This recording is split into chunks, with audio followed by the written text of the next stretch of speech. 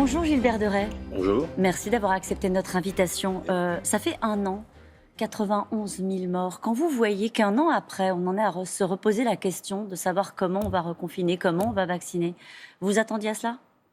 Alors, pas du tout, parce qu'on a tous appris au fur et à mesure de ce qui allait se passer durant cette crise de la Covid-19. Je crois qu'on n'a pas prévu grand-chose encore. Et à chaque fois qu'on s'imagine... Encore là, de ce qui vient ?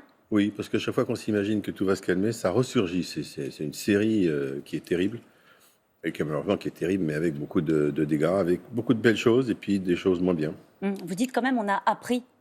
Oui, beaucoup de belles choses. La face lumineuse de cette crise, c'est la science. On a fait en 1 an des choses absolument extravagantes, extraordinaires. Je n'ai jamais vu ça en 40 ans de carrière. Et le vaccin en quelques mois, mais pas simplement la prise en charge de ces patients, la compréhension de la maladie est juste extraordinaire. Ça, c'est la face lumineuse. Le reste, la part d'ombre. Et puis la part d'ombre, il y en a beaucoup. C'est évidemment d'abord les morts, les familles qui sont en deuil.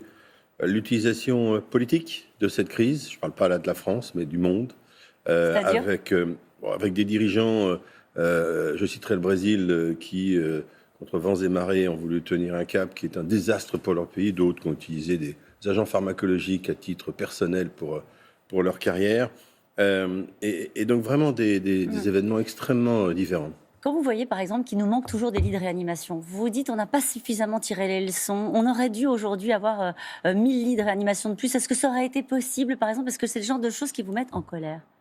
Oui, parce que j'en ai pas, mais non, pour plein de raisons. La première raison, c'est qu'on ne crée pas des lits de réanimation comme ça c'est de la poudre aux yeux, ça. Ouvrir des lits et mettre des machines dedans, ça c'est facile. Mais après, il faut mettre des infirmières et des médecins. Il faut plus de 10 ans pour former un anesthésiste réanimateur. Et il faut 5, 6, 7 ans pour former un cadre non médical dans les réanimations. Puis il y a un autre élément qui pour moi est encore plus important. Comment imaginer que parce qu'on crée des lits de réanimation, on va laisser l'épidémie avancer et donc mettre des patients dedans dont un tiers vont mourir. L'étape suivante, c'est quoi ? C'est d'agrandir les cimetières pour dire c'est pas grave, ne contenant pas l'épidémie. Non. La solution, avoir plus de réanimation, oui, mais ça ne résout pas le problème de la crise. Alors, on en vient à la situation du jour. Jean Castex a eu cette phrase, on voit bien que chaque mot est pesé. Il dit « Le moment est venu d'envisager de nouvelles dispositions ». Là, on parle de la situation principalement en Île-de-France. Est-ce qu'on va pouvoir éviter un reconfinement, Gilbert Deray ? La décision, elle est pas médicale, elle est politique. Donc j'aurais envie de vous dire que je suis mal placé pour savoir si on va faire un reconfinement. Alors quelles sont les données médicales quand vous voyez le taux d'incidence à 419 pour 100 000 en Île-de-France ? Là encore, on a oublié des choses. On a oublié que le taux qui avait été défini comme étant acceptable, c'était 50. 50 ! Et pourquoi 50 ? Parce qu'à 50, vous êtes capable d'isoler, de tracer et de dépister. Donc ça fait longtemps qu'on a oublié ça. Et quand on ne peut pas changer les choses, on change les mots. C'est pas de moi, c'est de Jean Jaurès. Et en l'occurrence, on change les chiffres. Donc ce 400, il veut rien dire, il est sorti d'un chapeau. Et en l'occurrence, c'est très, très élevé. C'est toute la France qui est atteinte par l'épidémie. Parce que c'est intéressant ce que vous dites, c'est très, très élevé. Ça veut dire que collectivement, on est en train de s'habituer à avoir plus de 300 morts par jour ? Oui, c'est ça. On est en train de s'habituer à avoir plus de 300 morts par jour. Ça, alors, c'est rentrer dans les chiffres. Ce qui, évidemment, comme médecin, moi, me fait énormément de peine.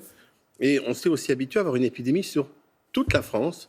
Et finalement, ce à quoi on s'habitue le plus, ce sont des restrictions majeures, permanentes, depuis 6 mois. C'est extraordinaire, ça. C'est-à-dire privation de liberté ? Totalement. On ne vit pas normalement depuis 6 mois. Ce n'est pas confinement versus rien. C'est confinement total, et encore, ce n'est pas ce qui va être fait probablement, versus confinement déjà bien avancé. Ouais. C'est pour ça qu'on peut plus. Il n'y a plus d'étape d'après. On entend depuis hier soir des enquêtes d'opinion sur les Français qui sont 61% à dire cette fois-ci le reconfinement on veut plus, on n'en peut plus.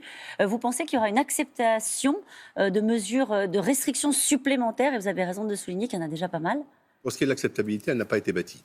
Pour qu'elle soit bâtie, il faudrait qu'il y ait des discussions, des vraies discussions avec le public, les Français. Ça n'a pas été fait. Maintenant, là encore, ce qui m'étonne, moi, c'est qu'on parle de confinement versus non-confinement. Ouais. Mais on est confiné. On va faire quoi de plus ? On va fermer le week-end et il ne nous restera plus qu'à travailler. Donc, ce n'est pas confinement versus non-confinement. Ce n'est pas juin, juillet, août dernier versus mars, avril, mai dernier. C'est fermer le week-end. C'est tout. Ça sera peut-être pire, Gilbert Deray. Mais moi, je me pose des questions là-dessus. Premièrement, est-ce qu'il est mieux d'être 2 mois fermé complètement versus 6 mois, 7 mois, 8 mois, 9 mois comme on est là ? Qu'est-ce que vous en pensez ? Moi, je pense qu'il aurait fallu fermer en décembre, janvier, pendant l'hiver. C'est pas non plus la même chose de fermer pendant l'hiver que maintenant. On aurait ainsi préservé d'abord des morts, 300 morts par jour, 10 000 par mois. Je ne peux pas l'accepter, moi, comme médecin. Mais pas simplement. On est épuisé. On est censé pas être confiné, mais on est épuisé. Vous dites on, les Français, pas les médecins. On, les Français, collectivement. alors les médecins sont évidemment au-delà épuisés.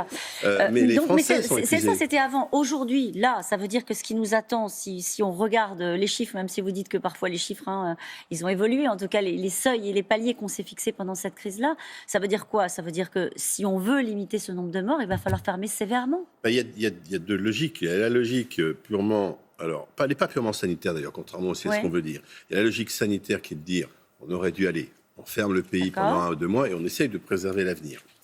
Et puis il y a une autre logique qui est j'ai fait un pari, puisque c'est ça en fait, et je vais essayer d'aller au bout de mon pari pour voir si je gagne mon pari. Ça, c'est le président de la République. Il est perdu depuis longtemps, le pari, c'est clair. Il a perdu son pari. À 25 000 contaminations par jour et un pays qui est fermé à 80% depuis 6 mois. Ce qu'on est en train de se poser comme question, Gilbert Deray, c'est est-ce que c'est pas trop tard pour prendre ces mesures-là? Non, on peut encore les prendre. Alors, il est clairement très tard pour prendre ces mesures. Et en médecine, il n'est jamais trop tard. Mais qu'est-ce qu'il est tard? Ça, c'est sûr. Ouais. Et il y a encore une autre chose, moi, qui m'étonne et que je crois on n'a pas appris dans cette crise. On devrait plus regarder devant. Il faut arrêter de regarder au jour le jour. Un jour, dimanche, c'était 390 à Paris, c'était bien. Le lendemain, c'était 410, c'était pas bien. Ça n'a pas de sens. Donc, il faut regarder devant pour plusieurs raisons. La première raison, c'est que malgré tout ça, les perspectives sont bonnes. La deuxième raison, c'est que ce qui compte, c'est pas les 2 prochains mois, c'est les 20 prochaines années, ou au moins les 2 prochaines années. Ouais. Quand on parle de l'économie auquel je ne connais rien, c'est pas l'économie des 3 prochains mois qui m'intéresse. C'est qu'est-ce qui va se passer en 2022, en 2023. Là, on arrive au sujet du vaccin. Absolument. Cette une, ce matin, c'est Axel Kahn qui a la une de, je crois que c'est La Voix du Nord, qui dit AstraZeneca, c'est cuit. C'est Sud-Ouest. Un magnifique exemple de l'échec européen.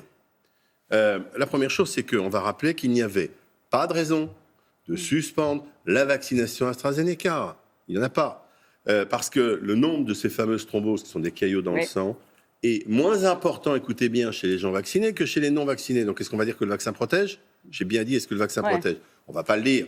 Mais en tout cas, il n'y a pas de raison ce jour de suspendre la vaccination. C'est trop tard, ça c'est fait. Oui, alors et la deuxième chose que ça évoque, c'est l'échec européen. Nous avons une agence sanitaire européenne, qui est bien d'ailleurs.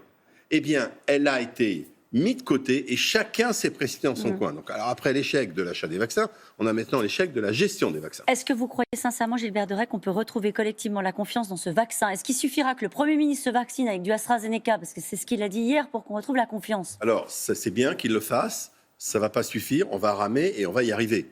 Mais alors, qu'est-ce qu'on aura pris comme retard une fois de plus? On a mis des mois pour que ce vaccin soit mis en place, accepté à force d'explications locales, chacun dans son service, etc. Et en 2 jours ou en 24 heures, on a détruit ces mois de travail. Et donc ça, c'est pas bien. C'est pas bien ce qui a été fait à l'échelon européen. Il ne fallait pas le suspendre. Il fallait expliquer et il fallait l'attendre. La décision européenne qu'on connaît déjà, elle l'a dit hier, il est bon. Et je dis aux gens qui nous écoutent, il est bon ce vaccin. Faites-vous vacciner par le AstraZeneca et ne vous inquiétez pas, il ne va rien vous arriver. C'est dit, c'est clair. Merci beaucoup Gilbert Deray d'avoir été notre invité ce matin. C'est à vous Laurent.